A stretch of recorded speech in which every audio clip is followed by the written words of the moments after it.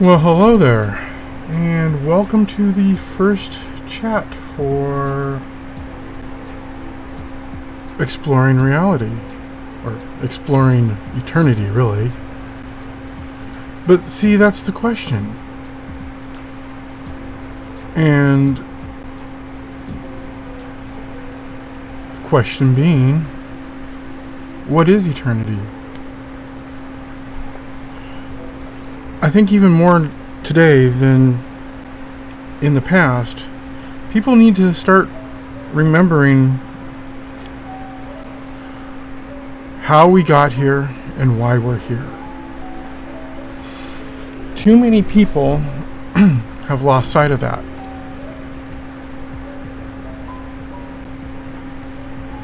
Uh-oh.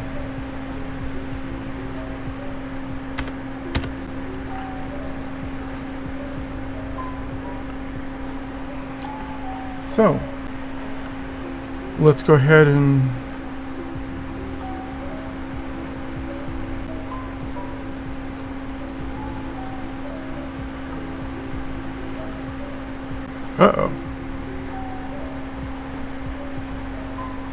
why am I receiving that?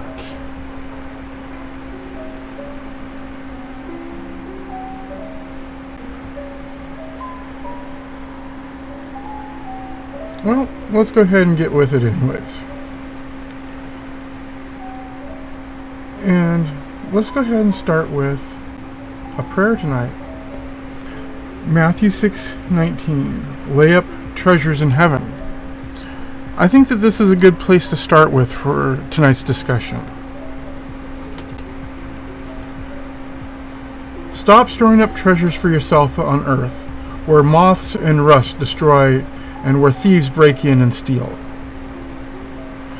But keep on storing up treasures for yourself in heaven, where moths and rust do not destroy and where thieves do not break in and steal.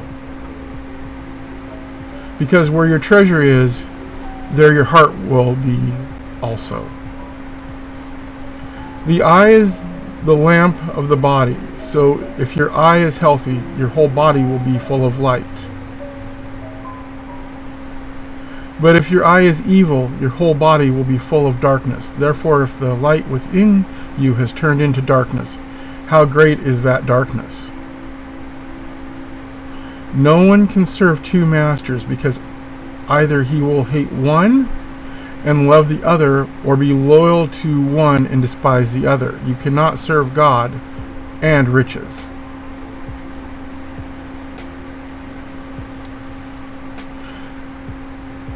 So, what does that mean? Well, I don't know how many of you have seen and listened to some of the people like Kenneth and Billy and Greg or Joel. I mean, even Oral and Pat have had their hand in the prosperity gospel. Do I hate any of these people? No.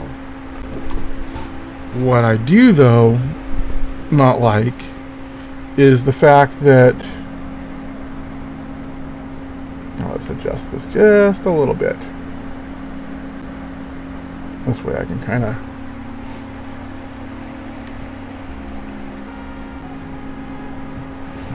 There we go.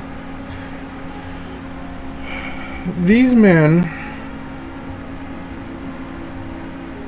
are still bringing people to Elohim. But unfortunately, they themselves are also leading people away from, because they're teaching them wrong.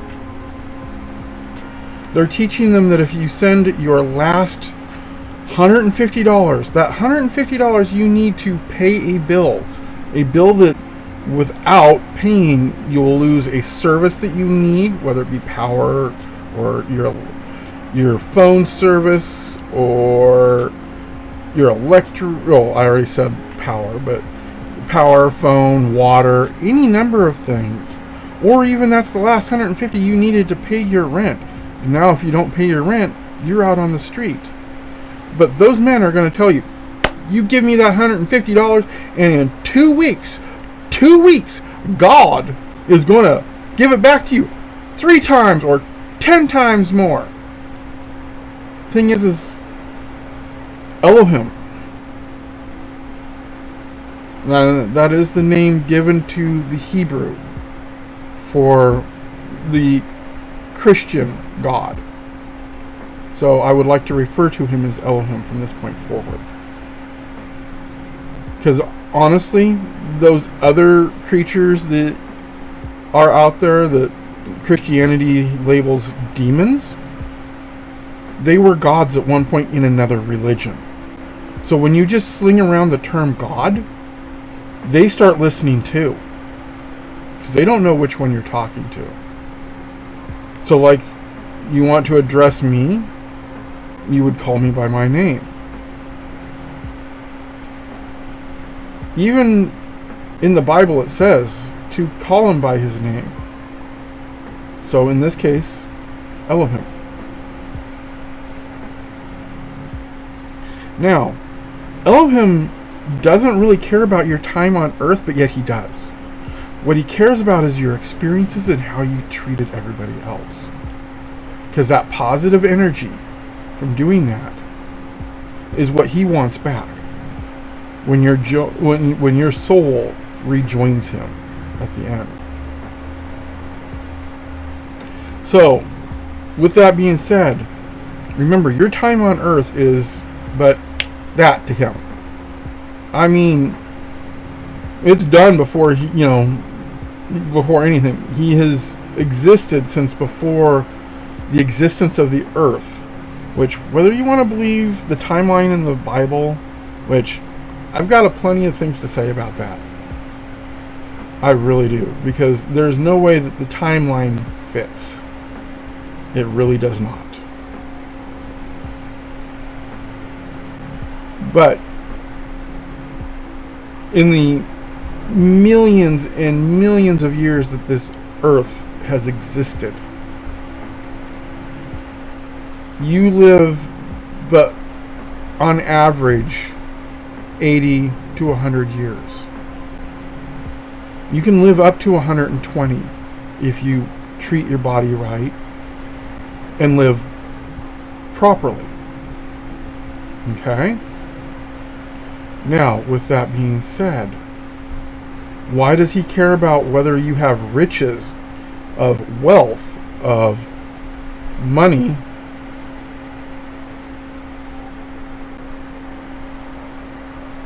here on earth? I mean, he doesn't really care about that.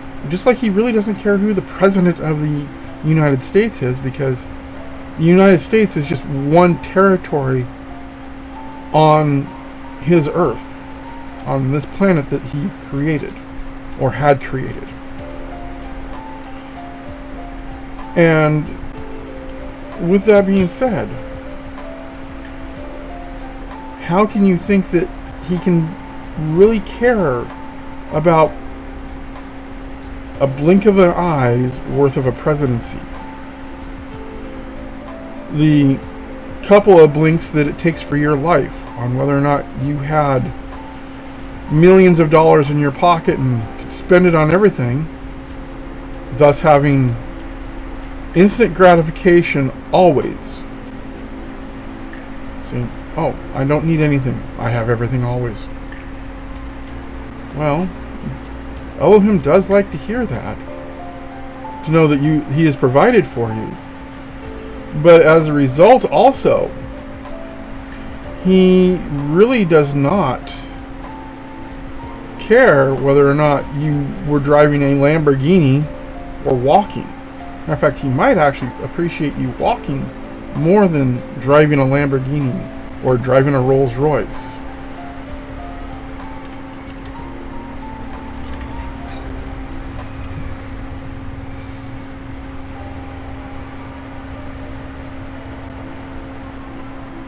So, do we send in that $150 that we have, that last bit of money that we had, that really should have gone for the care to keep you safe. That is what he would care about. How did you treat his gift to you? Now, that doesn't mean, though, that he's saying don't give somebody some of that money if you need to, or if they need it. But he doesn't care that you send it to a preacher. Matter of fact, he doesn't care about the church itself, because that's just a building. Because he says where there's 2 or more believers, that's where you'll find me. He doesn't care about the building. He cares about the people. Okay? Another thing to look at. You're walking down the street to go pay that bill. You come across somebody that's trying to buy themselves a lunch.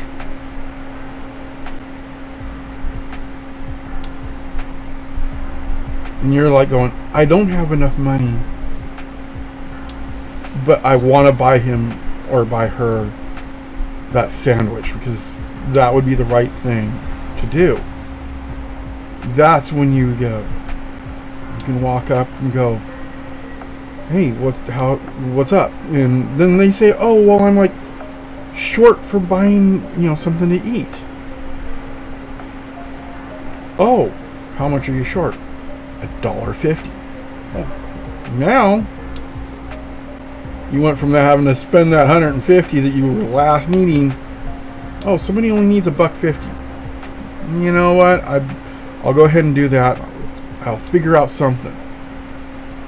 And you do that. And then by the time you get there to go pay that bill, who knows? Maybe you'll even find that, oh crap, you had $5 more than you needed. Well, now you only have about $3.50 more. But hey, you helped out somebody that needed it. And in return, he made sure you had enough. Is that going to happen all the time? No.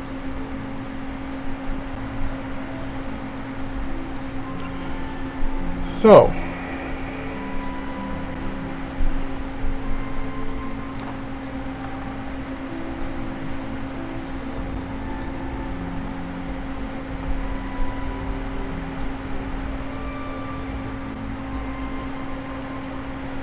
back to these men that would like to have you believe that is what you should do. Why is it that they believe that? Well, here, let's take a look at what one of these people has said about prosperity.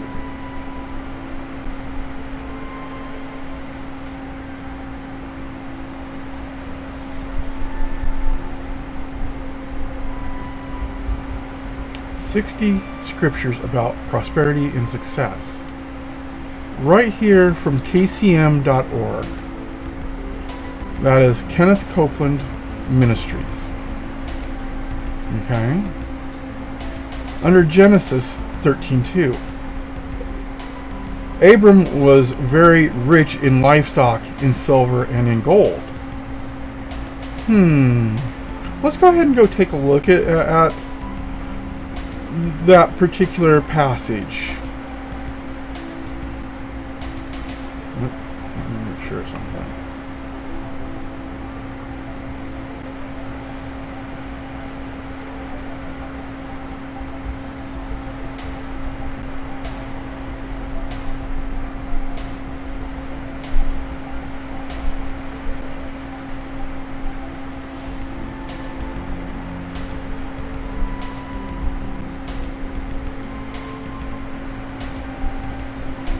Uh-oh.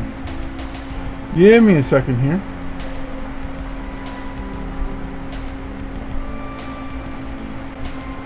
I don't know why that one got messed up, but okay.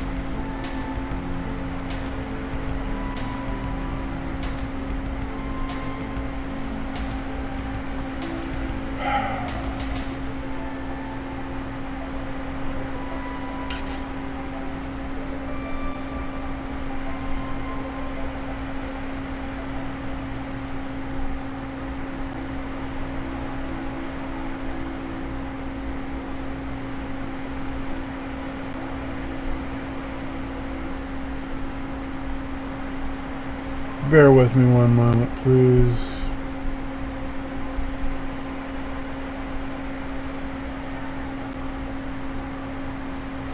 I had this set so that it could be shown, but for some reason it's not capturing properly. I have a nifty little program here that creates the equivalency of a Bible.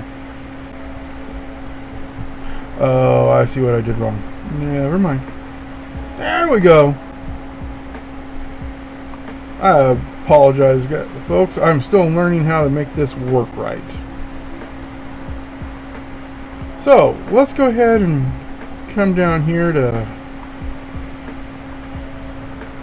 Let's go ahead and move me out of the way here a little bit. There we go.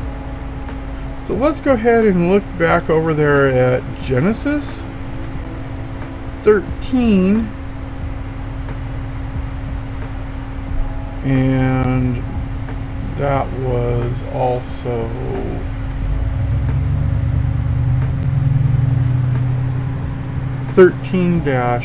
or 13 what, 2? Yes, 13:2.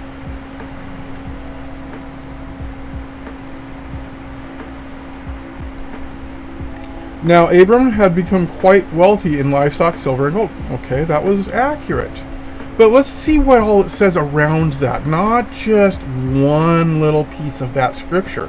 Because see, if you look here at the top here, this indicates that it's actually part of a story. The story being starting here and going, well, looks like 18 verses. So let's go ahead and read the whole story. And this is out of the International Standard Version. Okay? Although we could always look at it out of the English Standard Version, or even out of the American Standard Version, or one of the King James versions if you would rather it. But let's go ahead and use the International, because a lot of people like it. Even I do.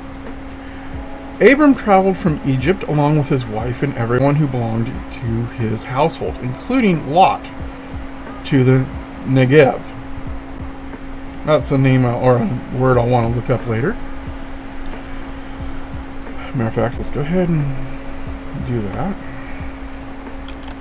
By the way,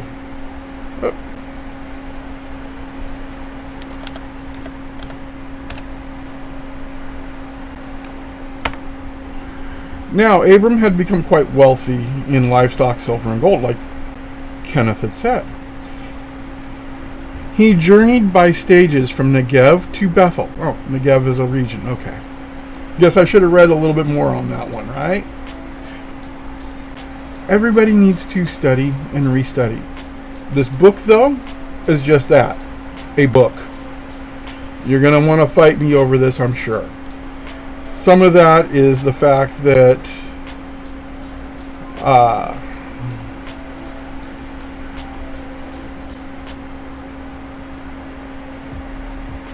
it was written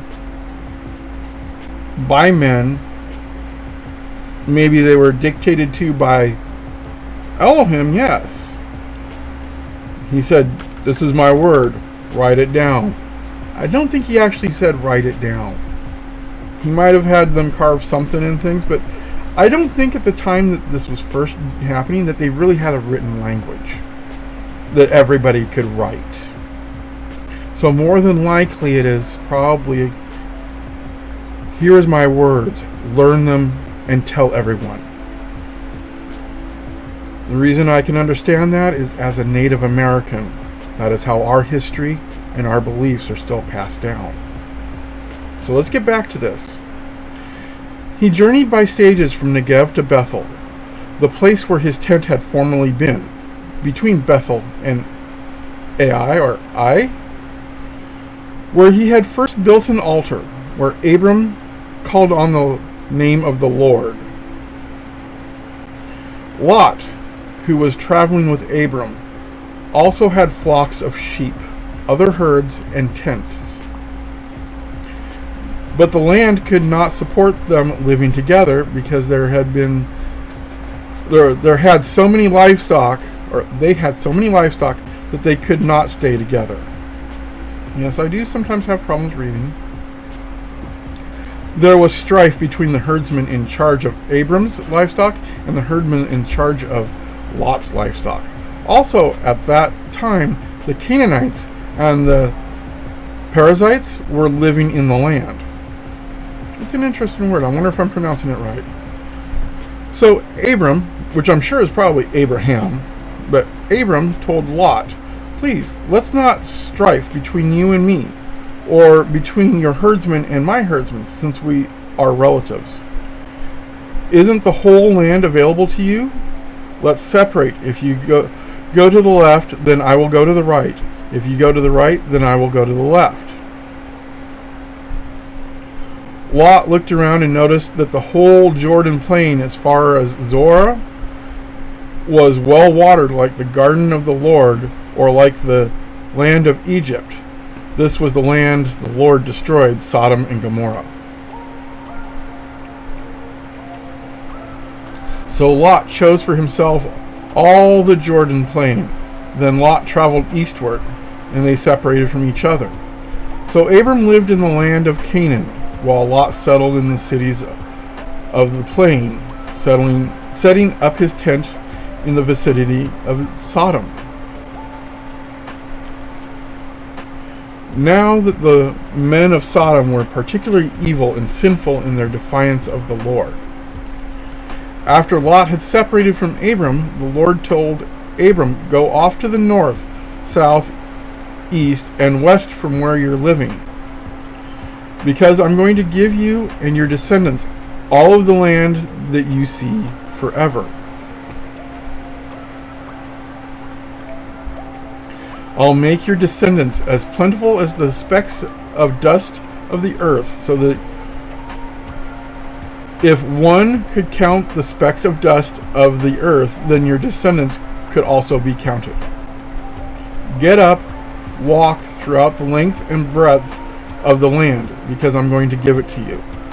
So Abram moved his tent and settled beside the oaks of Mamre that are by Hebron, where he built an altar to the Lord.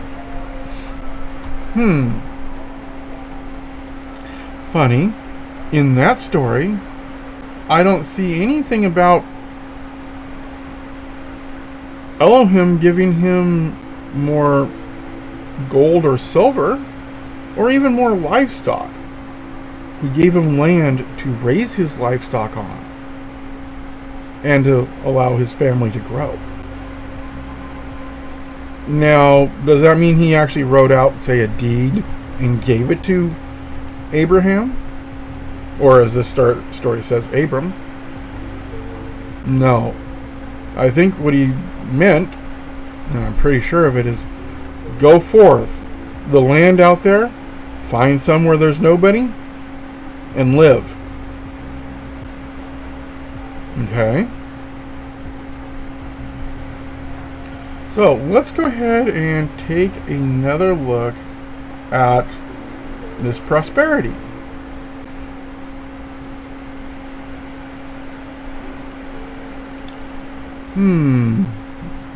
Well, I think we read that one already, and that one. Oh, let's take a look at 17:1 through 9.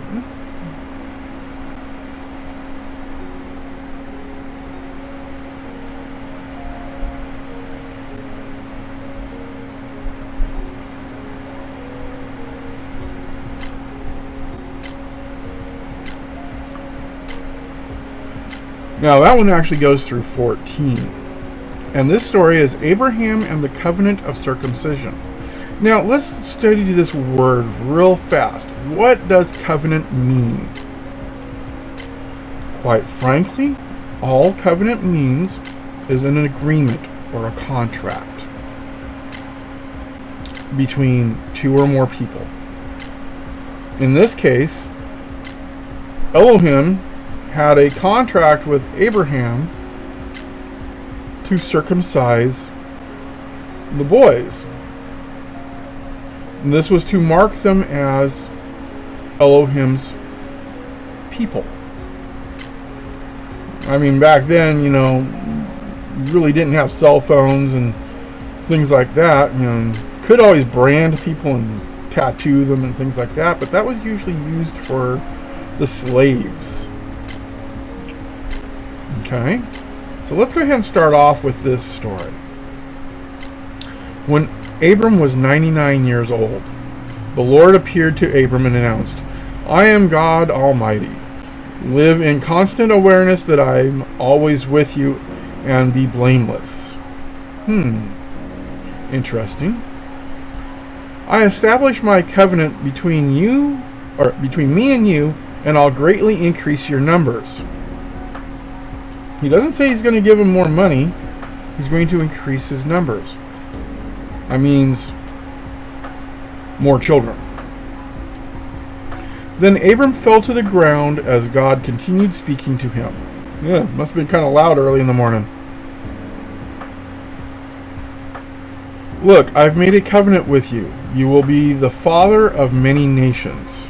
Your name is no longer to be Abram. Instead, your name will be Abraham." Oh, I guess that's where he got told his name would be Abraham instead of Abram. "Since I'll make you the father of many nations, I'm going to cause you to have many descendants, and I'll bring nations from you. Kings will come from you." Well, that doesn't sound too bad so far. "I'm establishing my covenant between me and you, and with your descendants who come after you, generation after generation, as an eternal covenant to be your God and your descendants' God after you." Okay, contract sounds easy to fulfill so far.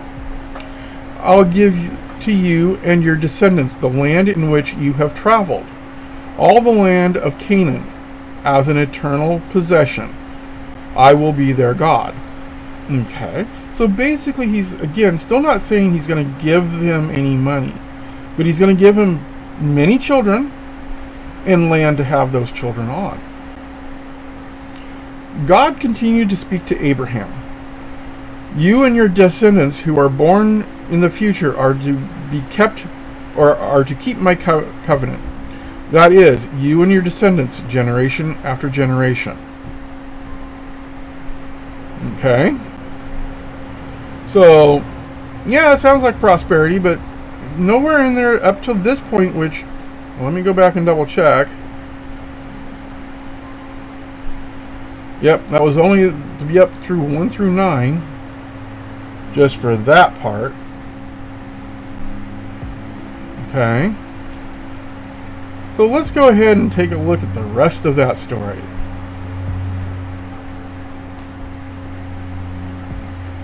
Okay. So, "Here is my covenant that you are to observe between me and you and your descendants. Every male among you is to be circumcised." Seems interesting that Kenneth left that part out. "You are to all be circumcised in the flesh of your foreskin, and this is to be the sign of the covenant between me and you." So, as a maturing male, if you were to take up this covenant with Elohim, you should make sure to have yourself circumcised at that point, because you have to take the covenant or contract with Elohim. It cannot be given to you any other way. It really cannot. Yes, it does carry forth from father to son, or mother to father, or father to daughter, mother to son, through the raising, but at the time that the child becomes an adult, he is no longer to be covered by said covenant or contract, and must take of themselves to accept it and to carry it out. So those of you that circumcise your babies as part of, oh, this is my religion, kind of messed it up there a little bit. They can't now accept it or decline it. nor was it immediately given to them. Back to 12. Generation after generation, every male among you is to be circumcised on the 8th day after his birth. Well, I guess I was wrong on that. But see, that's the problem here. I don't actually believe that Elohim might have said that part. But who knows, I could be wrong. Every male among you is to be circumcised on the 8th day after his birth, including the servant born in your house or the one purchased from a foreigner who is not of your offspring. Interesting. The servant born in your house or the one purchased with the money is to be circumcised. My covenant is to remain in your flesh as an eternal covenant. Oh, interesting. Any uncircumcised male who does not have the foreskin of his flesh circumcised by the 8th day after his birth is to be eliminated from his people because he has broken my covenant.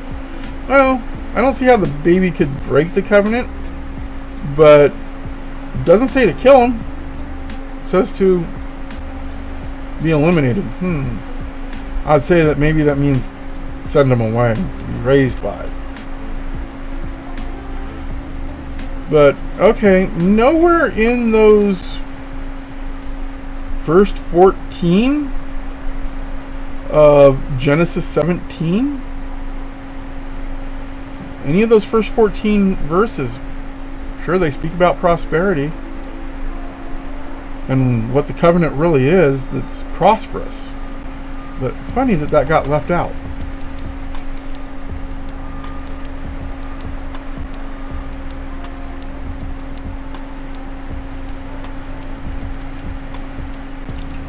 So,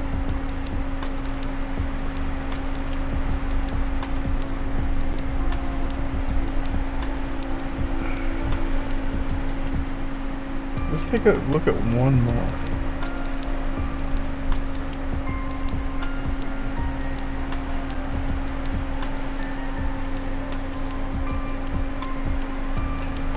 I mean, we could probably go through, well, there is one more in Genesis, but let's look at something else for here.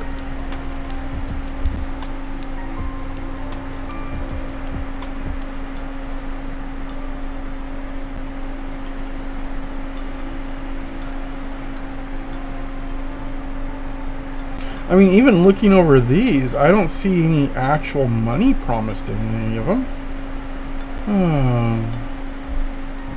Oh, well, here, this one almost sounds like...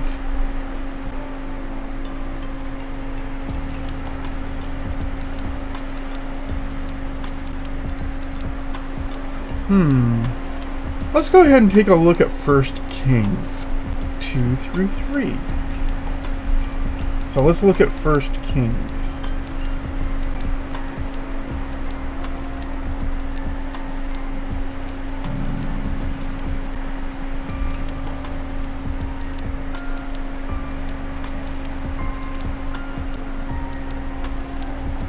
And just so you know, that story goes on for 9 verses.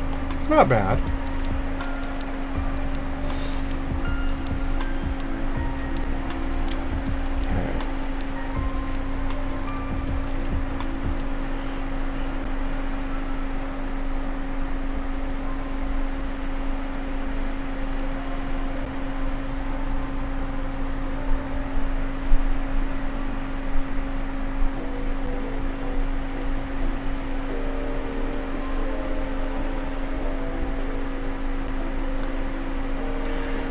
As David's time to die approached, he addressed his son Solomon with these words. Let's start off here. Doesn't sound like he's going to be very prosperous here on earth much longer. So, gold and silver would probably not do him much good. I'm headed down the road that everyone who lives on earth travels, so be strong and demonstrate that you're a grown man. Okay, so he's telling his son, my time is near, I don't want you to cry. That's good. I mean, anybody who has lived a long life should be celebrated, not cried over. by keeping the charge that the Lord your God entrusted to you, Elohim. Live life his way, keep his statutes, his commands, his ordinances, and his testimonies, just as they are written down in the law of Moses, so that you may succeed in everything that you do wherever you go. So that the Lord may fulfill his promise that he spoke about me when he said, if your sons pay attention to how they live by walking truthfully in my presence with all of their heart and with all of their soul, you will never lack a man of the throne of Israel, or man on the throne of Israel. Furthermore, you're aware that Zariah's son Job, interesting, I thought it was spelled just J-O-B, did to me and those two commanders of the armies of Israel, Ner's son Abner and Jether's son Amasa.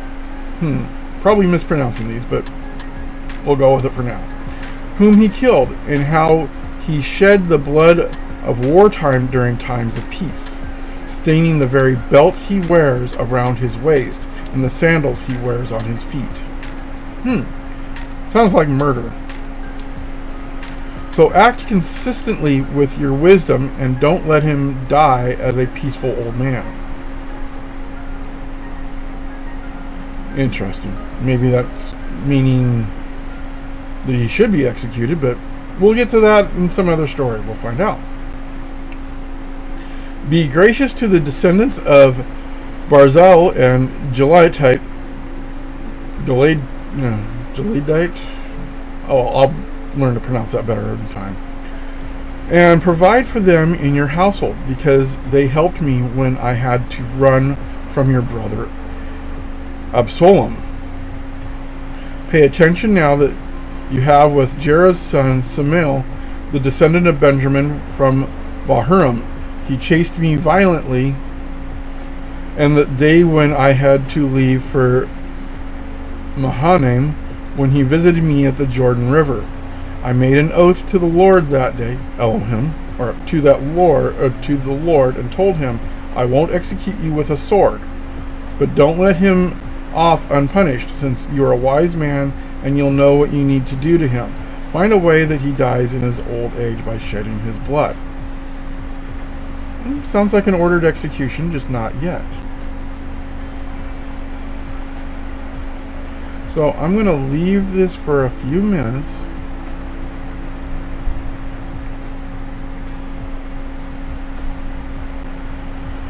I want you to just kind of think about this a minute.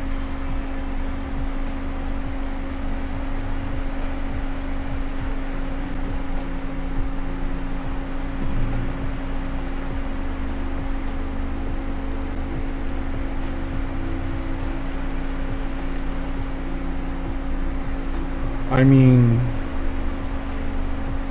feel free to look it up in the hardcover book if you have one. I just kind of want you to think about, nowhere in this one does it say that the person is being made rich. Matter of fact, it sounds very much like this is an ordered execution. And yet,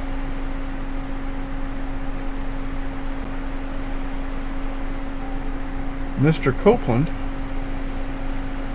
directly calls it out right here and says that it means to be prosperous and have money.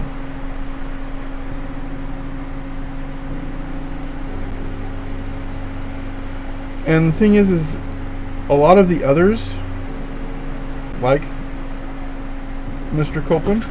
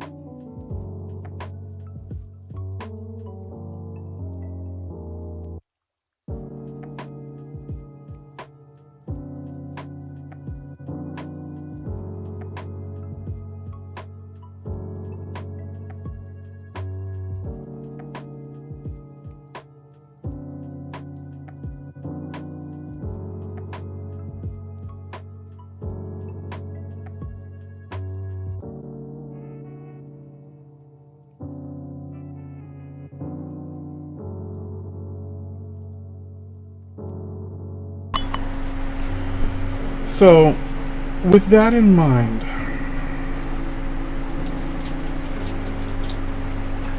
I don't see how this particular passage is actually about prosperity. So let's go ahead and take a look at 1 Chronicles now then. We'll find out maybe the same thing. 1 Chronicles 22, and it says verse 13. So let's find where verse 13 is part of. Oh!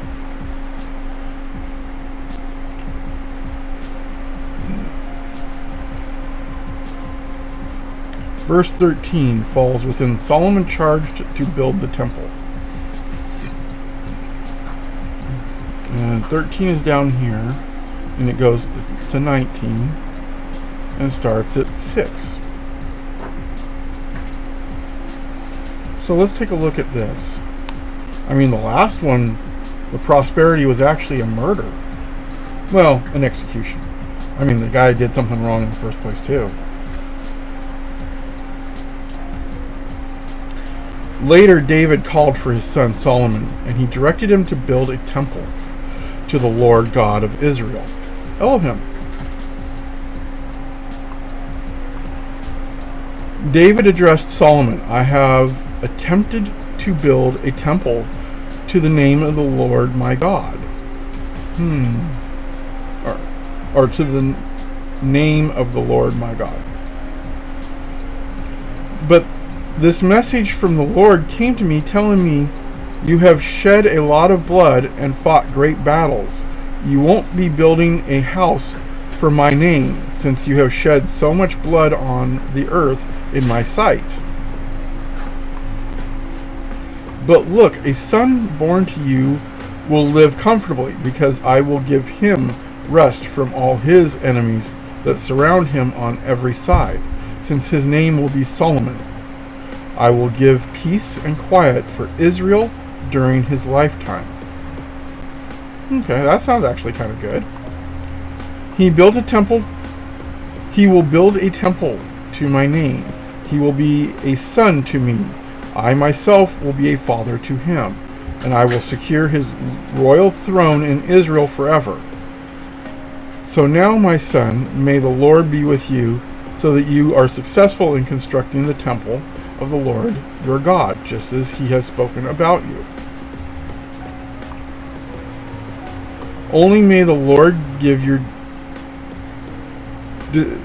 discretion and understanding as he places you in charge over Israel, so you can keep the law of the Lord your God. Then you will be successful if you keep on observing the statutes and ordinances that the Lord commanded Moses concerning Israel. Be strong, be courageous, and never give into fear or dismay. Okay, that's good advice. At great effort, I have provided for the temple of the Lord 100,000 gold talents, 1,000,000 silver talents, as well as bronze and iron beyond calculation. Since there is so much of it, I've also provided timber and stone, but you'll need to obtain more. Okay. So in this one, he does say he's given him some gold and silver and bronze, but this is about building a temple, so maybe he's expecting some of that to have to be spent on building this temple. You already have plenty of workers, including stonecutters, masons, carpenters, and innumerable groups of artisans who are skilled at working in gold, silver, bronze, and iron. So begin the work, and may the Lord be with you. Okay. So he's wanting some of this gold and silver turned into statues, it sounds like. Interesting, though. Seemed to me something about, oh well, maybe it said no idols except for me, so maybe he did want idols, but we'll go back around to that at another time. David also issued these orders to all the leaders of Israel to assist his son Solomon. Isn't the Lord your God with you? Hasn't he surrounded you with comfort? He has delivered the inhabitants of this land into my control, and the land lies subdued, both in the Lord's presence and before his people. So let your minds and hearts to seek the Lord your God, to get up and to build the sanctuary of the Lord God, so the ark of the covenant of the Lord and the holy vessels of God may be stored in a temple built for the name of the Lord. So, as Mr. Kenneth says, this passage, 1 Chronicles 22:13, makes it seem like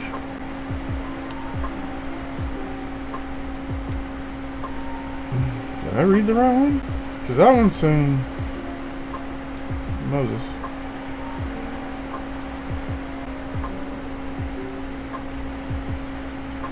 Yeah, I did read the right one. Yeah. So, well, it does say that he was giving him, gold, silver, and bronze. It sounded like he was supposed to melt it down and make it into statues, not spend it on cookies, candies, or anything else. Not being, given to some preacher to spend on, jets and Rolls Royces and limousines and, $5,000 suits, from Italy. No. It says that it's to be used to build his temple, as in Elohim's temple, not Solomon's, not David's, but Elohim's. So if that is the case,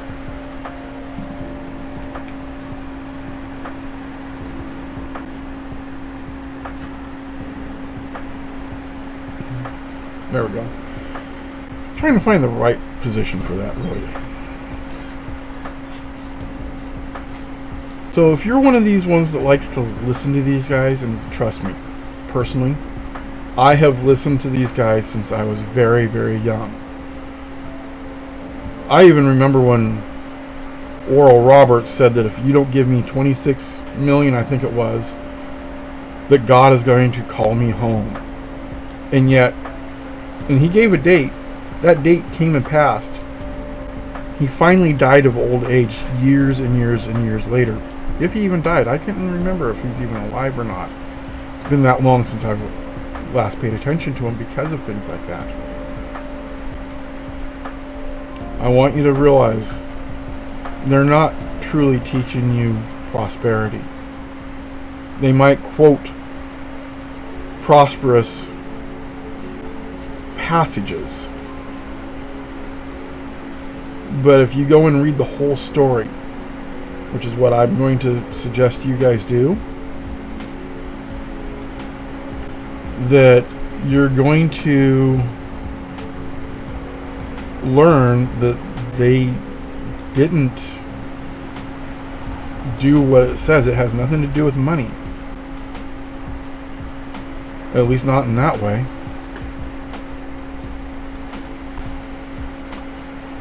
So if you're going to listen to them, take it with more than just a grain of salt. Read the whole story and understand the whole story.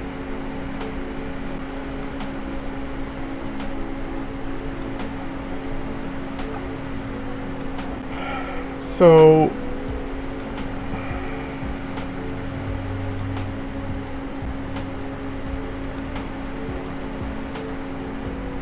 what I would like to do is, let's go ahead and end this for today. I don't even know how long I've been on. But I would like to end it with another prayer. This one's also out of Matthew. Do not be anxious. So I tell you, don't worry about the things you need to live, what you will eat, drink, or wear. Life is more important than food, and the body is more important than what you put on it. All you guys wanting to always have the name brand most expensive clothes should probably listen about that one.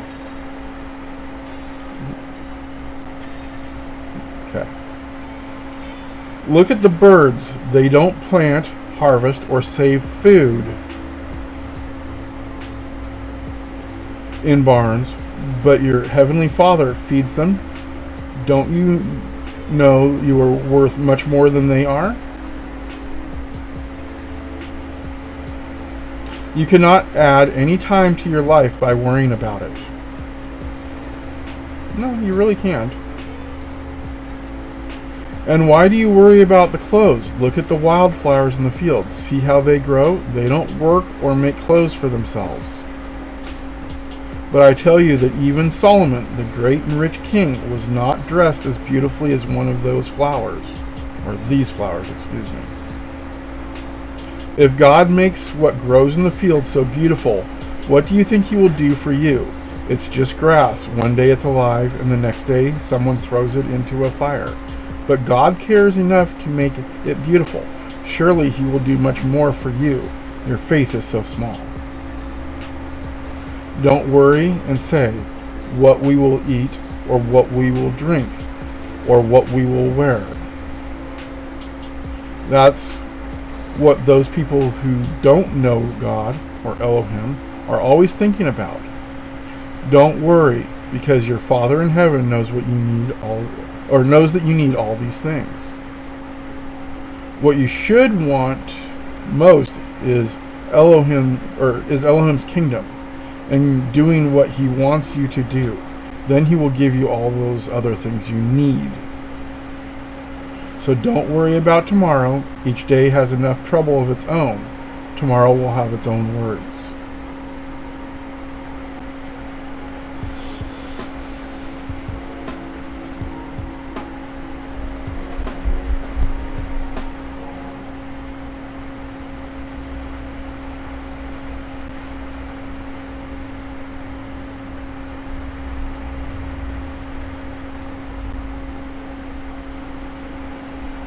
Go. So let me leave this with you. Stop counting the money in your wallet. Stop worrying about having an expensive car. Tomorrow, your car could break down. You might have to ride a bus or take a taxi cab. Are you going to have enough cash in your wallet for it? I don't know. On the other hand, if you worry about it, you won't. And with that being said, I'll see you next time.